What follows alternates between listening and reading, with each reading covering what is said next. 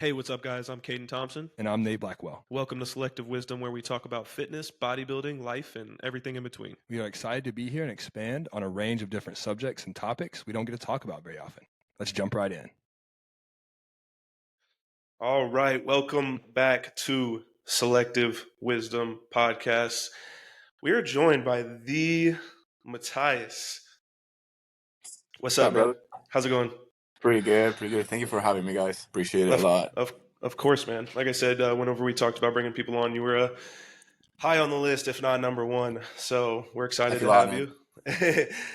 Excited to share some thoughts and give some people some gems, hopefully. But I mean, you can start out, just kind of tell people about yourself, kind of where you're from, what got you into coaching, and kind of why because you are for TM, the training guy, right? That's your thing. Yeah. So, or at least your specialty. So kind of, give a rundown on why you are so knowledgeable and passionate about that kind of area of everything. For sure. So a little bit of backstory. Born and raised in Argentina. I came here after high school in 2015 or somewhere around there. And I'll have to send a picture, but I did not look anything like I do today. I was like an e-sport kind of guy on my teenage. I haven't seen that picture of you back then, actually. Yet. I try to keep it hidden. No, that's probably a great transformation, though. Yeah, that it could be. But I was like a lot into video games. I did not do sports. I like playing. I mean, I did like tennis or something called like paddle in Argentina. Is very popular too. But that's pretty much it. Besides that, I was chubby. Eating was not very good. And Same. once I moved here, I just didn't have anything to do while I was waiting for my papers. So there was a Neos Fitness nearby. So I'm like, I might as well. I went to the gym before during high school, but here and there, 3 months in, then quit, then go back. Yeah. So I started and I had a trainer myself and I started losing weight. I just wanted to be skinny. I literally said it to my coach back then. I want to be able to wear skinny jeans and look good on them. And feel that. Little did I know they look right. much better now. Right. But so I started losing weight, and then I started like getting into the bodybuilding industry. I'm starting to learn, just read a lot in like bodybuilding forums or any kind of Reddit forums or anything. Just learn on like nutrition, training, how to improve it, how to be better, how to do carb cycling, weight loss, whatever. So that was, I don't mean to cut you off, but I'm actually interested in that. What year did you start like doing that kind of research and stuff? Oh, 2015, because I had nothing else to do. So was there, because now it's like when I started in like 2019-ish, I was looking at, I went more looking at people on YouTube, then you see, tons of stuff on Instagram, and then you kind of find your way into like maybe some studies and stuff like that. But it sounds like you kind of went straight for like those, the depths of like the bodybuilding forums and stuff like that, which I know was real big. Yeah. It was more just like fitness in general. Nothing like, I didn't know about PDs. I didn't know anything. I didn't read those kind of forums. But, who was like your inspiration back then? Like who did you watch and were like, this is the guy that I want to emulate? One person that I do remember is Devin Physique. Devin Physique. It's like that little he's not Asian, but he kind of looks Asian. Yeah, I think I know who you're talking about. Him, Joey Swope was big back then too. Mm-hmm. Classic. I actually worked with Joey for a while. Shoot. Really? Yeah, he's the leanest I've ever been. Really? Yeah. Sick. That was 2018. I'm getting ahead of myself. But how did I become a trainer? I just like from reading a lot. My dad used to see me doing, being like super passionate about it. Mm-hmm. So around like 2016, ends of 2016, he's like, why don't you just become a personal trainer or something like that? Mm. So I'm like, oh, that sounds like a good idea. So I did the certification.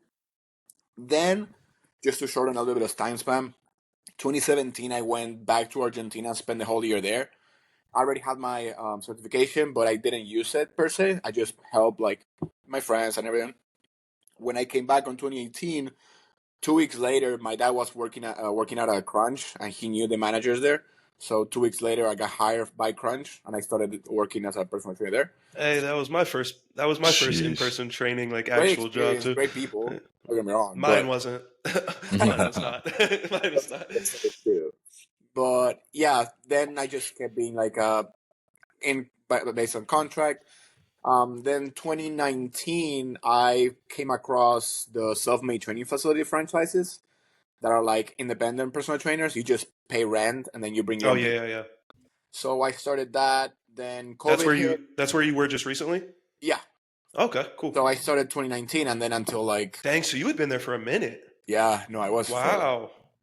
yeah, there were some up and downs, but you can make a very good living there. But that makes a lot more sense too in terms of, because you've done very well for yourself, since joining TM in like the online space, and that I'm sure. I mean, do you think that helped quite a bit, like getting your face in front of that many people for that long?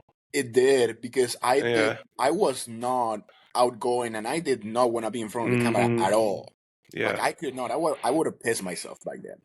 But Yeah. then from being like that and from having to do it literally, then I just got more comfortable on doing such things, posting more content, stuff like that. But Mm. not even compared to how comfortable I am right now. Yeah. So, and now to answer your question, how I became so passionate about training per se, it's funny because it actually is not my biggest passion. Like I love anything that has to do with nutrition, anything that has to Yeah. do with diet and macros and everything. I Mm-hmm. love it. But after getting a couple of minor injuries myself, and after training with so many years with Matt Jansen, and then after just seeing a lot of more bodybuilders, how they train, especially Nick Walker. Nick Walker has been Yeah. like a huge influence for me. I started looking and was like, all right, how are they training to be that good? I want to do the Yeah. same thing. So I got in more into that, more into slower tempo, less weight. And one of my biggest things that I repeat to people currently is like two things. First of all, is how can you make the least amount of weight the hardest as possible? Like I told you Mm-hmm. as well. And the 100%. second Yeah. thing is, which is funny, is like if you see a bigger guy, like someone bigger than you doing less weight, then you have no business doing that amount. I Like agree. none whatsoever. I agree I with agree. that. Hate those kids in the gym that are out over here, like Not even lateral flying kids. 50-pound dumbbells. I Oh just my want to go over and goodness. smack you. I'm like, dude, Well, I'm it's over either here them or it's twice the your size. grown men doing Yeah. Well, that. That if I should would be. even if you're argue bigger on than me, I'm this. like, hey, whatever, do what you want. And if you're 50, 60 years old, I'm like, again, do whatever the fuck you want. I don't really care that much. But like if you're a 17, 18, 19, 20-year-old kid and you're over here trying to lateral raise 50 pounds, I'm like, No. you're asking for injury and you're stupid. Like, Yeah. But then also, just to go against both theories over there, I've seen other trainers that come and go through the self-made facility because you always see people come in and then leave. Mm-hmm. They train people, and I used to be one of them. Thank goodness I learned better. They just train people, and right now I give you an example. I was leg pressing 4.5 plates for like a hard ass set. You've seen my legs; they're decently big. I Large. yeah. legs, leg pressing 7 plates per side, and they're still like you hear them trying to grow, or their coach say, or the trainer saying like, "Oh, you're growing. Look how you're gonna get big." And then they use me as an example. It's like if you want to get big as Matias, you need to press this more weight. I'm like, don't use me as that example, please. Yeah. Get I'm using way less get weight my than you name are. out of your freaking mouth. But it's like, no. And it's like, ugh. So that's when I learned about. It's like, okay, if there's someone bigger than you doing less weight, there's something needs to click in your brain. It's like, okay, why is he bigger and doing less weight than I am? Yeah. Sometimes This it's for an injury, which could happen. But as the person, it's like, hey, why are you not lifting more weight? I'll happily explain to you why not. And then Yeah. hopefully you learn. But that's So- when I came across training, yeah. with that being said, it kind of just leads right into another question that I had. What is like your most hated training myth? Like, what is it that people talk about all the time on Instagram, YouTube, wherever, TikTok? But you're like, There's a that's lot just of them. oh, there is. There's a lot of them. Yeah. What is your most hated like training myth that people spew all the time? I haven't seen it in a while, but I always hated the more is better kind of thing. Yeah. Okay. That applies to so many things too. Yeah, it applies to everything, but Yeah. especially with training, it's like, oh, you need to lift big to get big. And I'm like, it's like a big side. It's like, Well, you hear that on the nutrition side too. It's like you got to eat a ton of food to get. Eat big to I get mean, big. there's there's a ceiling of like, yeah, you personally, whatever, you need to hit this much, but it's not usually what people think you need. Yeah. And Either Well, and that, there's different body or types too. saying that yeah, you need to do X exercise to grow. Mm. I stopped barbell squatting years ago. That was another question. that was yeah. So this was another thing I was going to ask you. This is one that I stand on this same one. I'll die on this hill. I've argued this with tons of people, different viewpoints, but SBD, bench squat deadlift, when I first got into the gym, that was like, I hated all of three of those things. Like, I hated them. I hated doing them, but it was, bro, you got to do these. You got to do these. How, for bodybuilding purposes, we're not talking about obviously powerlifting, because we all know that that's very important, but for bodybuilding purposes, or just getting a good physique in general, like, how unnecessary or how necessary do you deem those? Do you ever program them? Anything around those? And what, if you are going to program them, what are your stipulations for programs? Let's say a bodybuilding client. Mm-hmm. Do you ever program just it? Like your then, average bodybuilder. Yeah, just like your average bodybuilder. And then how are you programming that for them?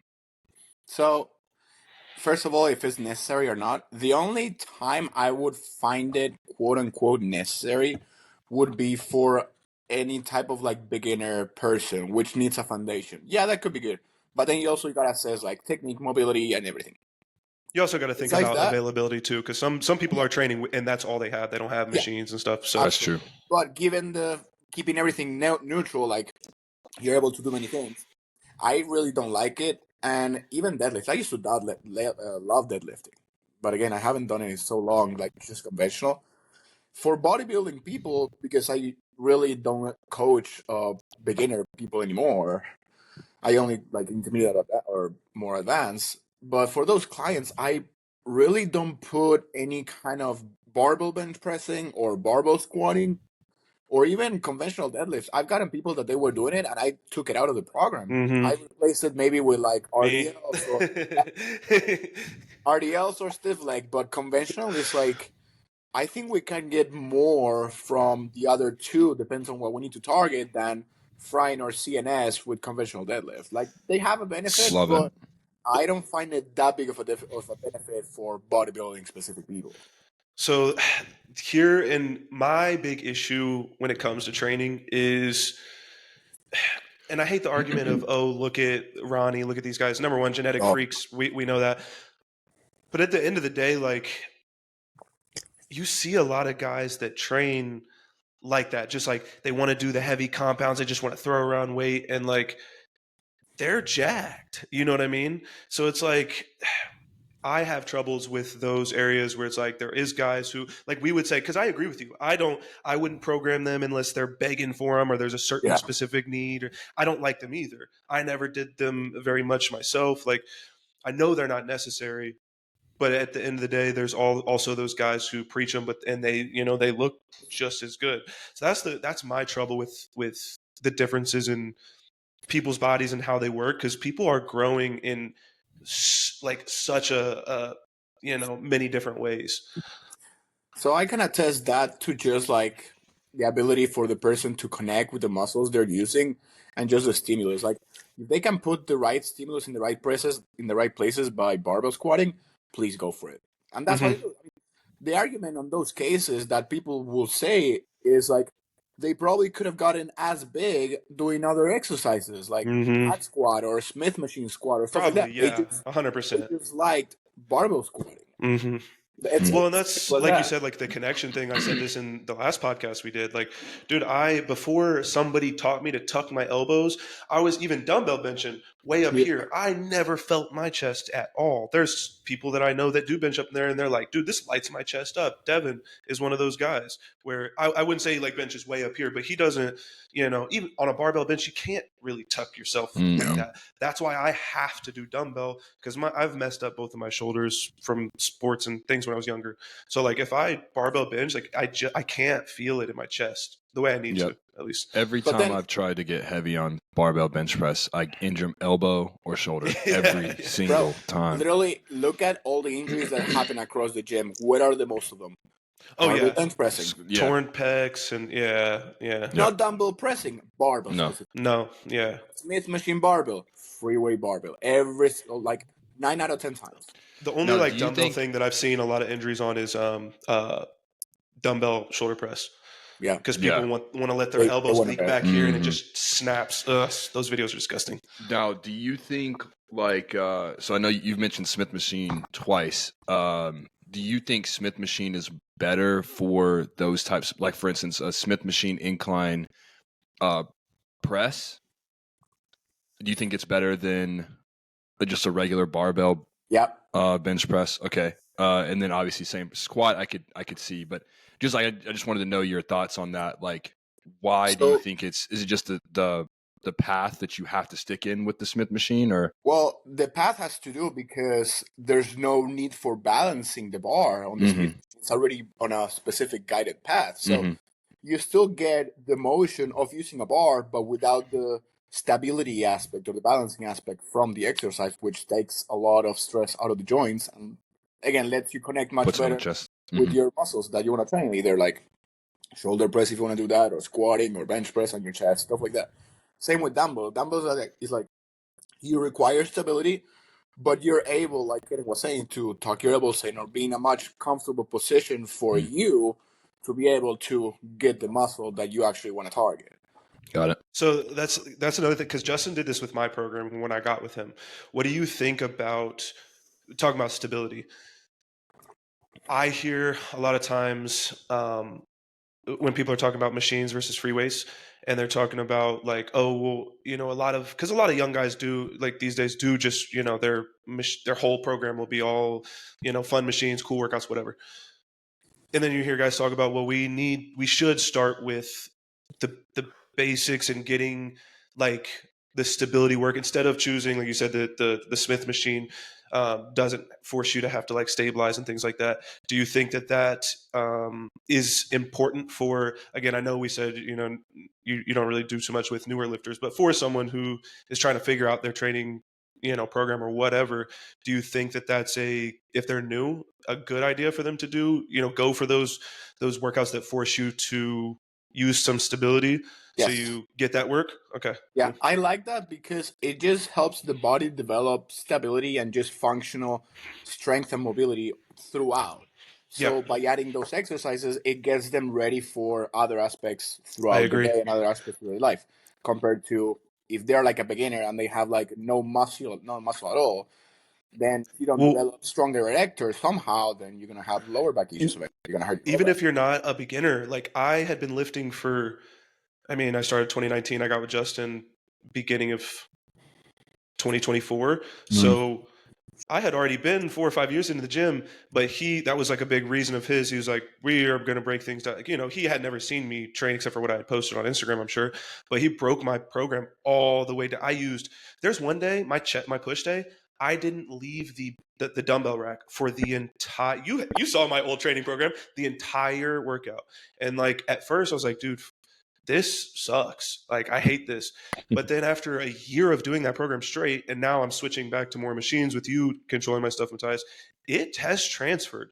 Like, I am better. I am stronger. I am, able to utilize machines that I wasn't. Like, I do a chest press machine now. Dude, would never have been able to feel my chest before. But now I know how to work with Position my own body. yourself. So I think even if you're not a beginner, if you're not someone who has had a coach break your shit down like this and make sure you're good, then you probably should not fill your entire program with only machines, because I do agree with you. It's like I personally, I did it and it helped. So Yeah, I can agree there. I can meet you there. But also it's like what you just said, like fill the program with the machines, but I really don't even like to do that myself for now. Like there's always some sort of dumbbell pressing or barbell movement, but mostly like the only thing barbell I like is barbell rowing. Or like I loved it until I got the machine I got now. I will I will different. never do barbell rows ever again, bro. I hate barbell rows. I hate them. He has them because it's just my lower back is so weak. Like you were just saying it, you described me perfectly. Like my upper back needed so much help that for 2 years now, I've just upper back, lat pull downs, like I've done seated rows, I've done things, chest supported rows, blah, blah, but my low back now is like so far behind that it can't keep, I can lift, 275 to whatever, 265. Like I can do the row. My lower back can't handle it for more than one specific set. But I had another question. You were talking about the CNS fatiguing exercise earlier, and this is something I just had a conversation with one of my clients, and this is kind of how I program for my clients, and I want to get your thoughts. I always do CNS fatiguing exercises first, and then move to more isolated movements after that. Do you like, how would you program that? Like, is that kind of how you set it up too, or do you switch it up from time to time, or like, how would you do that? Do you mean CNS fatiguing by like the big movements? Big movements, as in, let's say if we're doing chest first, it's going to be like a heavy dumbbell flat or heavy dumbbell incline, or maybe like a Smith machine incline, whatever. For legs, it'd be hack squat, leg press, stuff like that. The last back would be something around like barbell row, or something like that. Something like, again, more CNS fatiguing, and then moving more to like single arm lat pull down, stuff like that would be more isolated stuff. Like, how do you? I do it as well, but I just say CNS fatiguing to the exercise that when you do your 1, 2, or 3 heavy working sets, you're brain dead after. Like you're literally brain dead. That really doesn't happen with like a flat or like incline bench press or shoulder press. That really happens with a heavy squatting movement, like either hack squat or something like that. Or like depends on your volume, dude. Because I was doing my first exercise on Justin's program that he gave me was a flat dumbbell press. It was 4 sets. The first 2 were upwards of 15. It was 15 reps. Then it was 2 that were like 15 to 18 or something like that. Yeah. Like after those 4 sets, dude, I was chest is fried. Yeah. Not even that. I'm just like, I was gassed. And then I did like push-ups immediately after. And then my next thing was dumbbell shoulder press. And like, dude, I could never do, like, now there's a couple days where I have shoulder press first with your program, Matias, and I'm obviously far stronger. But like, even now you can do it. I think it depends on, your volume too. Like you said, it wouldn't necessarily happen on like a flat bench with the way you have mine set up. Not necessarily, just because it's not as much volume. But that previous volume, dude, kicked my ass. But there's also like a difference between like the CNS fatigue from doing the same type of intensity on deadlift than on bench press. Like, no comparison. Sure. 100%. You can come back from a bench press, even though you're gonna be gassed. But deadlift is like, if you push too much, then you're gonna start like pass out, being slow, or I don't mean like pushing that much. Okay. Slow. Those videos of people just passing out. Oh, I know. Or maybe like starting yawning. Yawning is like a big indicator of like your CNS is done, and you're I yawn every single workout. The thing is, like, there's people saying like, once you start yawning in a workout, not because unless like you're like go home, stuff like that. Yeah, because then your recovery starts getting hindered and affected, and the more you push, the less it's gonna be affected too. So it's not very productive to keep going past that point. I feel this is client, the guy from Iron Rebel, I can't remember his name, but he does that. Like, I heard it before, like saying like once he starts yawning, his workout. Sebastian? No, not Sebastian. It's bigger guy. Luke the Hulk, I think he's okay, Luke. Okay. I follow him. He follows me too. Yeah. I know who you're talking about. Luke. Yeah. Yes. So I remember either Phil, big motherfucker. Either Phil or him saying like once he starts yawning on his workout, he stops.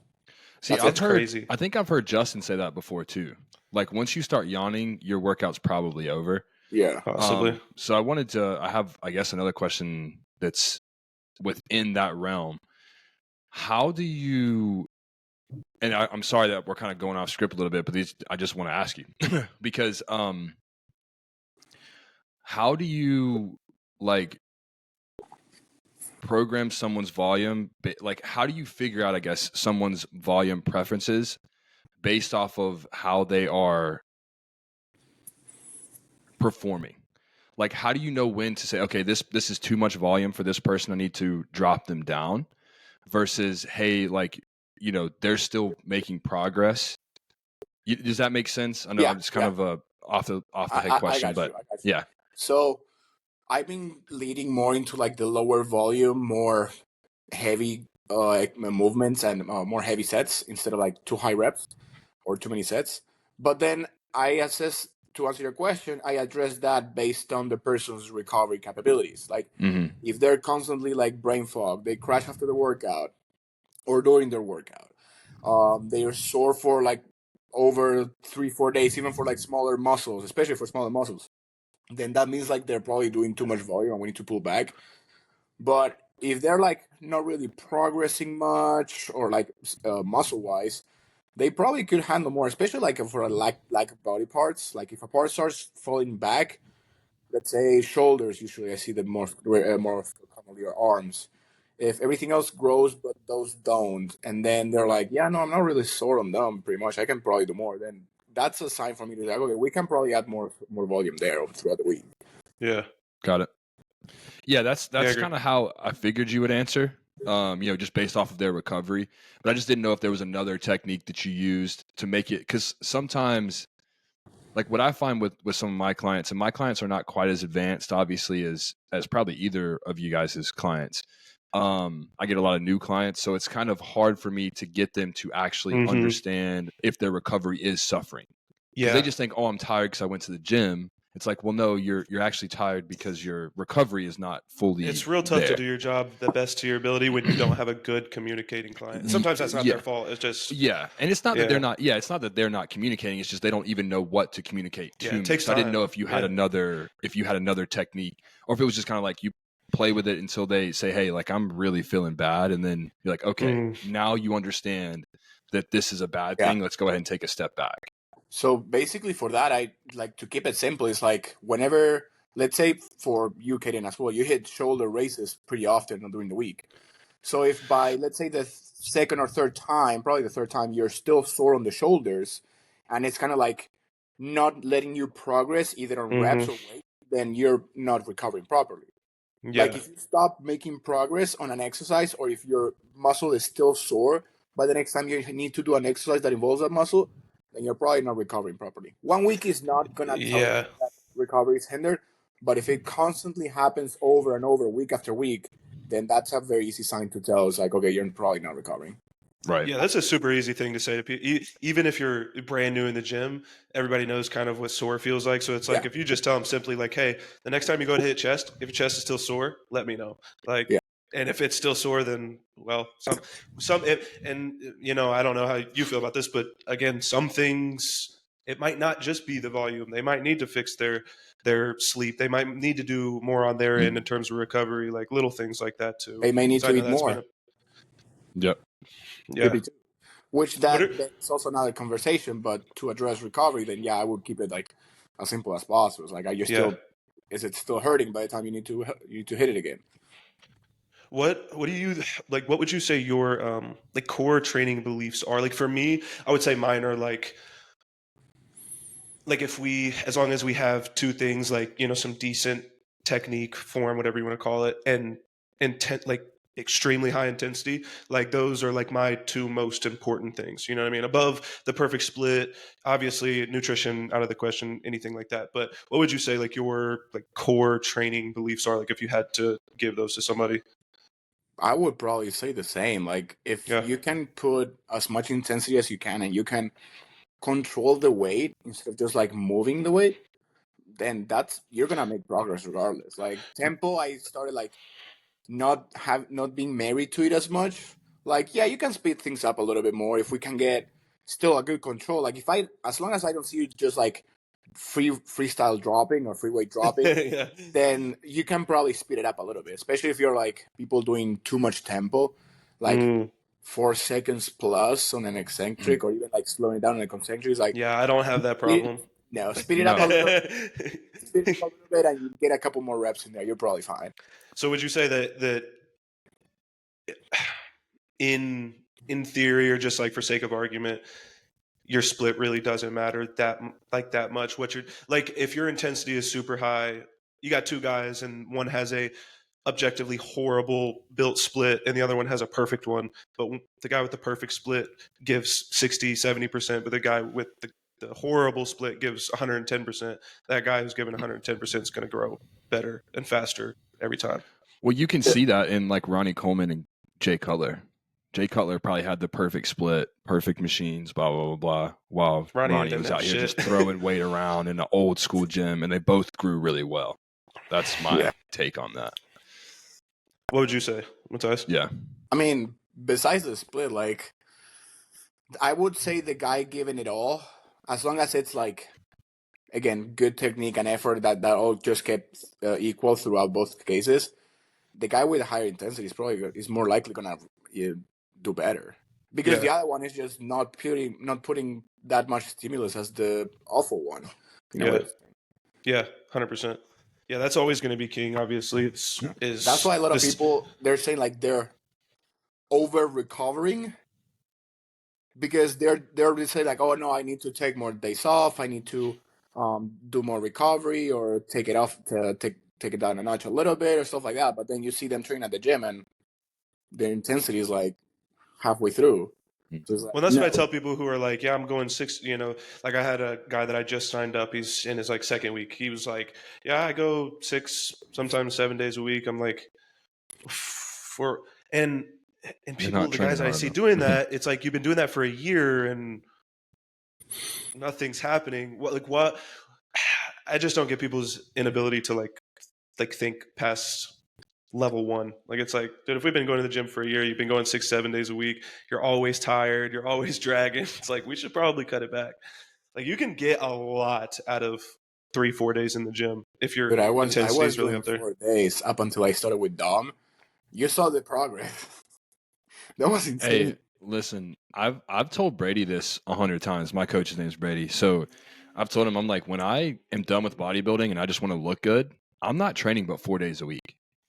I'm not. Yeah, that's easy to do too. Yeah. Yeah, and you just go one day off, one day on, one day out. I mean, it's like easy.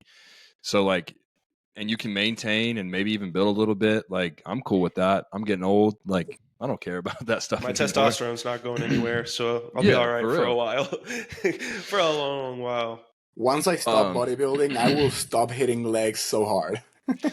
Well, join the club. I don't believe you, Matias. No, this dude hits legs like once a month. I know that eventually, I mean, I don't know it, but I'm like 90% sure that eventually I will have to stop training legs every week. Yeah. Because you're just going to outgrow the rest of your body, or what? They already are. Well, I know they are, but his legs are ridiculous. It's ridiculous, like fucking insane. I just stay at the same weight. I just learn to push more with the same weight. They just keep growing. I told my coach every single week, every single check-in, I wish my arms would grow as much as my legs. We all have that problem, though. Yeah, we do. Seriously, there's gonna be a time that I'm gonna have to like back off of legs a little bit, at least for quads.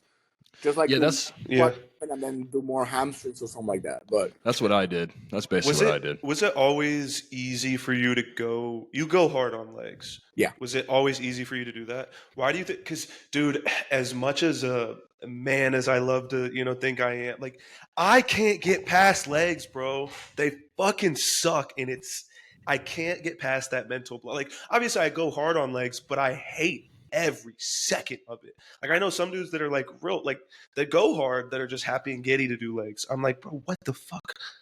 Like, so I don't know. Yeah, I said it on the story the other day. It's like, I love training legs hard, but one thing I love most is when I'm fucking done. Like, when I'm done, that's the one I love the most. But I still like training. And to answer your question, I like, as funny and as joke that it sounds, I truly believe that people who are able to take it to that extent on leg days have some sort of like issue, trauma, dark place, something on that realm that they go to when they hit legs, because it's not easy, dude. It's fucking hard. No, it's so hard, bro. To do, and it's mentally hard, not physically hard. It's mentally hard. So to be able to go there, it takes a little bit of crazy on people. So I would say that it's actually true. That for more like people say it in a funny aspect, it's like, I don't take it as funny. I think it's actually true. You're in there fighting your demons, huh? Demons, breakups, trauma from when you were a kid, whatever. It's like you See, never. like I got a lot of that in here, and for some reason I can't tap all the way into it. Like I go like I said, I am. That's something I told you when you took over my stuff. I was like, dude, after legs, I'm Yeah. trashed. I mean, trashed. So it's like it's not like I can't, but I feel like I guess I just feel like other people's mindsets are different than mine when I'm in there. Like I'm literally suffering, and I feel like some people are just like loving it every second of it. Well, but you're probably in that to back your position is you probably hit chest harder than I do, like for sure. Your chest is much Possibly, better. You say you can actually like feel pretty fucked up after your bench press sets. I do. Yeah. I never got that. I brought my chest up a good amount, but my chest was always slacking, and I don't really feel that way. So I'm sure you can hmm push past a barrier that I have for chest, for example, or arms. I hate I them. I I fucking have to find it though if I ever want to, or I have to continue to keep the foot on the pedal and create more and more intensity on legs if I ever want to go anywhere but men's physique. I have to. I guess my worst body part's the like I would love to say it's my main focus right now if I wasn't obviously going to doing compete men's. this year in men's physique. Yeah, but after that, it's when are you competing next? Do you know? Just kind I don't of know. tell you kind of like me. You just whenever your coach says you're ready. I told Dom my main goal is being 240 and still have abs. When I get there, we'll So see. so you don't have any like itch to compete I anytime do. soon. I do. No, I don't have an itch to compete. I do have an itch to be fucking peeled as hell. Yeah. Because I can get peeled, like I can get lean. hmm I did that being 160 pounds, so I know I can get lean. See, I have no idea. That's my big like. That's why this year is so like does make me a little like on the nervous side. Not because I'm like worried or anything, but it's just like I have no. It's that thing where you have no idea. Like you're just Yeah. jumping into the deep end with no idea. Like I competed in 2021, 50 something pounds less than I am now. Like far, far, far smaller. I was natural. Like I got no idea what is coming or what I'll look like or how peeled I can get. Thankfully, I have a coach that I know can get people diced, but Oh, we'll just see, do dude. that. Oh, I know, yeah. And like I'm glad that we took this past year and I've been Yeah. as on point as I have been just because it's going to make prep a lot less harder than it could have been had I had the year like I had previous to being with Oh, Justin, which was 100%. sloppy, very sloppy. I was Yeah. fat, but So to answer your prep question, I would say like, if anything, nothing sooner than around like Thanksgiving this year. I'm definitely not prepping through Christmas and okay. New So Year. you would compete this year if it was Yeah, if if my it, coach, time was right. if my coach says like you can be competitive at a national level, then yeah, because that's my goal. I don't want to like do a show just to do it, but then still have to like grow to be competitive at a national level and earn my pro card. I want to be like competitive already by the time next time I step on stage. Same, yeah. If I So just the pictures. do the rebound aspect, let's just diet down. Let's just get hmm healed. Do the same thing, but without stepping on stage. That's That's what it. me and Justin did.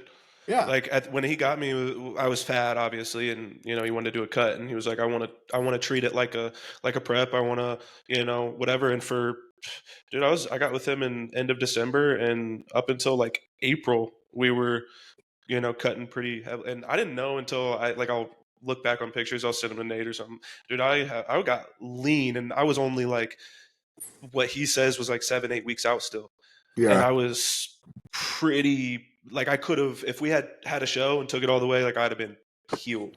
So I'm excited for sure, but That's we'll definitely gonna see. be fun to watch. I'm not gonna lie. We'll see. The pictures that you usually like when somebody's like post your a stage shot or you have bad luck or whatever. I see you repost those sometimes. Are those the last time you competed? Yeah. Dude, you're 3-4 times the size of that. Dude, I was 160 pounds. I'm not lying. That's fucking crazy. Like when I asked my coach, because you need to give when I get my posing trunks done, you need to give like an estimate of stage weight.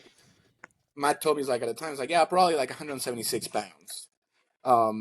We were prepping. We run into a couple of issues on prep where my body wasn't responding well. So it's like, we won't make the first show, but let's push for the second one. I'm like, okay, cool. And I was like about 180 pounds, but I was like staying there. Yeah. Just to keep long story short, I'm guessing it was some sort of liver issue to where like one night it just my liver started hurting. It just woke me up, and I could not like move it around to where like I'm comfortable. I was like borderline about to throw up from the pain. Were you enhanced back then? Were you enhanced back then? Oh yeah, this was on my last prep on that show. I was already taking like probably, I don't know if we were taking Tren by then. Probably yeah. But yeah, Tren, Mast, we were doing test prop. We were probably doing like Weenie and Provider as well. We were doing Clan too. So a couple stuff, but yeah, it was weird because it's a good handful for sure. So it started like happening. Like I was doing my cardio, and I was like the night before. So 2 nights before, I did my PM cardio, and as soon as I hit 30, I literally just like, and this was happening. My girlfriend was seeing this. As soon as I hit 30, I just put stop and stayed on the bike for like a couple of minutes until I can move.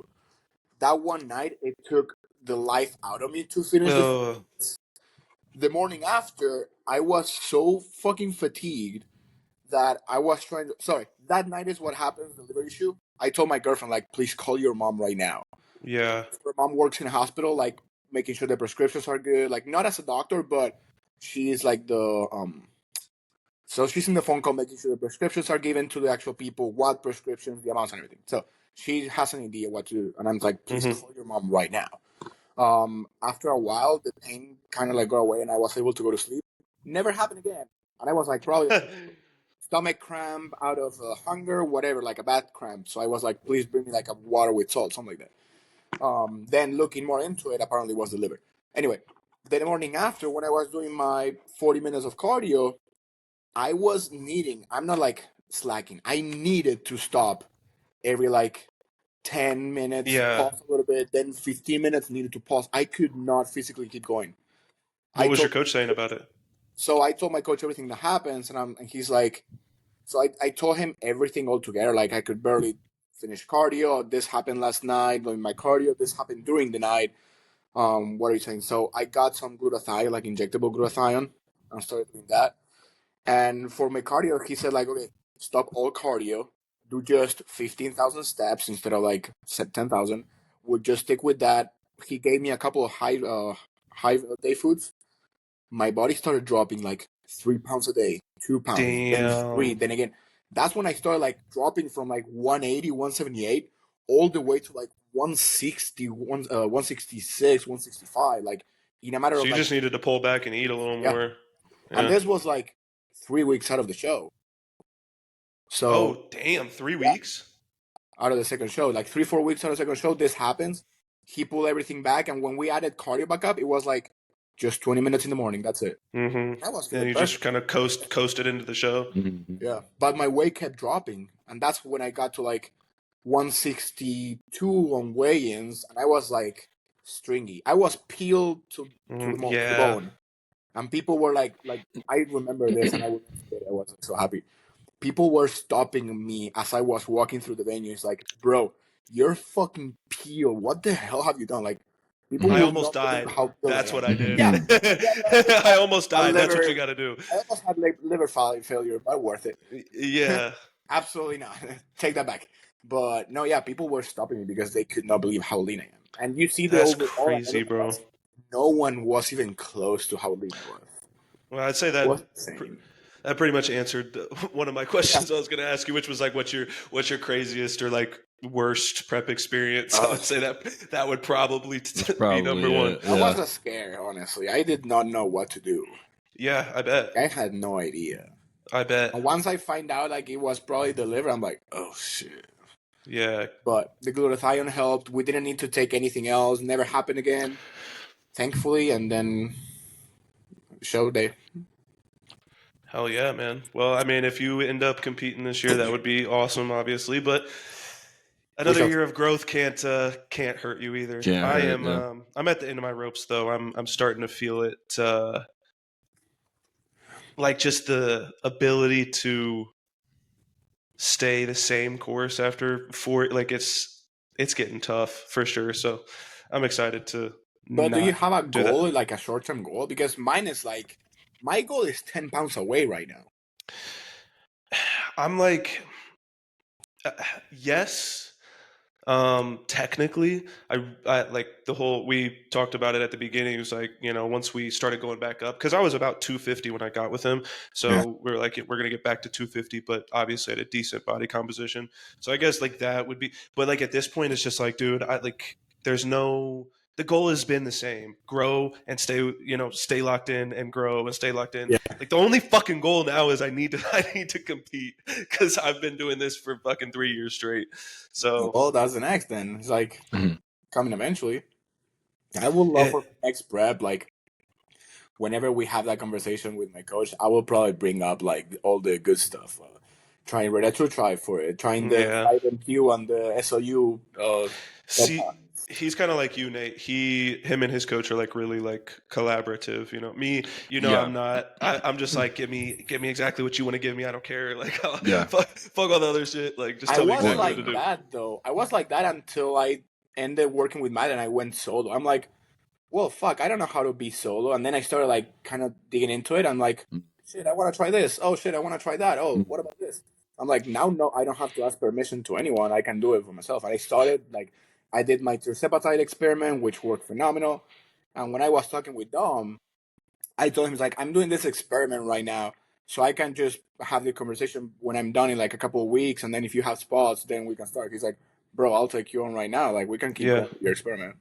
And one of the things that's cool. Ask him was like, whoever I work with next, I want to be able to still do these experiments because I'm a very curious person, and I still want to do these experiments, but I will love your input. Your input on it, your insight to not let me do. So now you kind of have a safety net. Thing. Yeah. Yeah. Yeah. You got to remember too. Oh, sorry. Go ahead. I was just gonna say, like, you got to remember, like, for me and my defense, I guess, like Nate, you've done how many shows? 5, 6. And you've done how many shows, Matias? 2. I haven't even technically competed. Like, obvious, I did summer shredding, but like that show was, it doesn't go towards anything. So I'm like starting now, Yeah. I would just say like one actual show because the first one's always the first one. Yeah, but it was men's physique. It was mid-COVID. Hey, calm down, all right? You're talking to 2 men's physique guys. Put some respect on our name. But I'm like, I didn't even know what to do, and my coach at the time was not the best, we would say. He was just sending me screenshots of the plan, so he's like, been there. He's kind of there.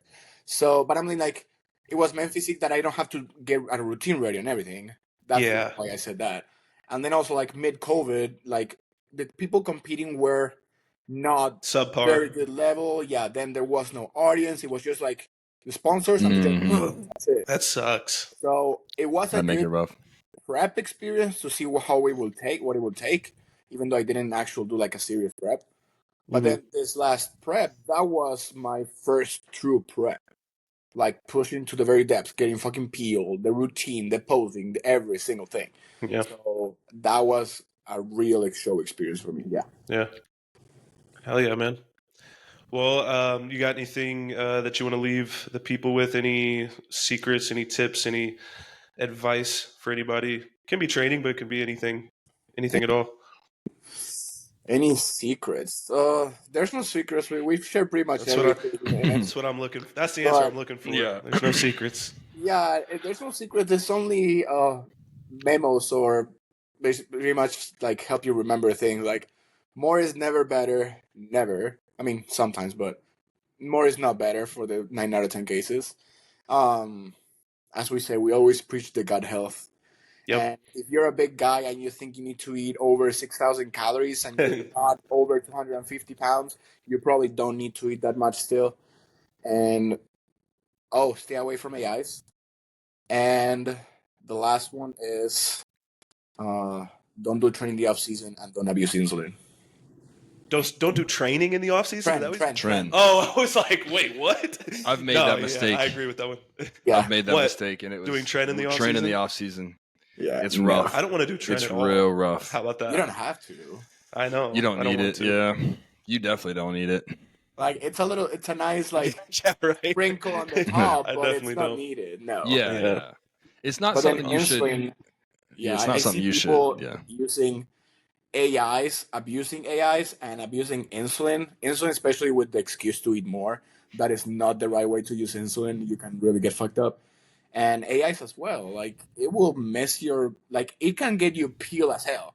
There are some coaches abusing AIs to get people stage ready. Mm-hmm. But then on the rebound after the show, repercussions are not worth it. Very hard repercussions, very hard rebounds. Mm-hmm. Very hard hormonal rebounds. So. Yeah. Well, You got anything AIs else, are just bad for Nate? you overall. Well, no. I mean, no, he covered everything I had questions about. Yeah, it was a good one. We appreciate you, man, taking the time Yeah, and for sure. speaking to the people. Absolutely. Thank you for having me. I always love doing podcasts. It's like, it feels fun. Of course. I know it's it's fun fun, isn't it?